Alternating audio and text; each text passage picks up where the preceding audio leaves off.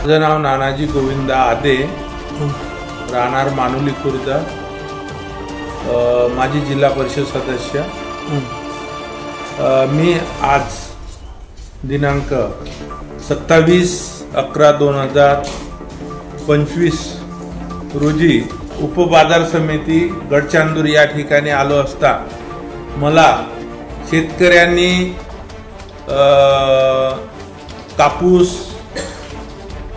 शिशाईमध्ये कशा प्रकारे टाकायचं, कोणती काळजी घ्यायची, नोंदणी कशी करायची याबाबतची विस्तृत माहिती देण्यात आली। तसेच गावागावामध्ये सुद्धा याची प्रसिद्धी सुद्धा करण्यात आली आणि या ठिकाणी आल्यानंतर नोंदणीबद्दलच्या ज्या अडचणी होत्या ह्या तात्काळ बाजार समितीच्या कर्मचाऱ्यांमार्फत तात्काळ सोडविण्यात येत आहे। त्याबद्दल आम्ही शेतकरी मनापासून त्यांचे आभार मानतो। इथं कापूस नोंदणीसाठी नाही, स्लॅब बुकिंग करण्यासाठी आलो आम्ही आणि चांगल्या प्रकारे इथं काम होत आहे आणि सर्व सांगण्यात येत आहे। दोन मिनिट काय नाव तुमचं? गिरीधर दरोड बस कशासाठी? मी सोयाबीनची नोंदणी करण्यासाठी इथं आलेलो आहे। सहकार्य भेटत आहे का नाही? सहकार्य विविध राहिले काम होत आहे म्हणजे? हां,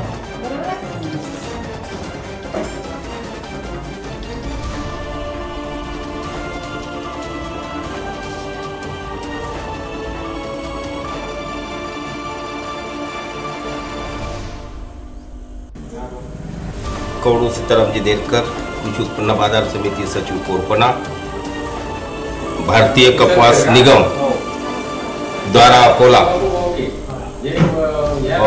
1/9/2025 पासून कपास किसान ॲप विकसित केले, त्याबाबतची माहिती प्रचार प्रसिद्धी सुद्धा केलेली आहे। गावागावामध्ये तालुका प्लेसवर ग्रामपंचायत आणि तहसील कार्यालय ज्योतीपर्यंत सुद्धा प्रसिद्धी करण्यात आलेली आहे।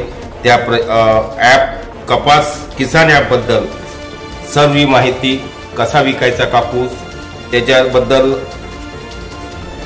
स्लॉट बुकिंग कशी करायची, त्याच्यानंतर विलेज कसं निवडायचं याबद्दल सर्व माहिती कास्तकारांना पोहोचवण्यात आली आणि काही समस्या जर अडचण जात असेल तर शेतकऱ्यांना कृषी उत्पन्न बाजार समिती कडे येऊन संपर्क साधावा असा सर्व कास्तकारांना कळवण्यात आलेले आहे आणि त्याच्याबद्दल कोणची माहिती किंवा अडचण असल्यास विक्रीस बाजार समिती सहकार्य करत राहील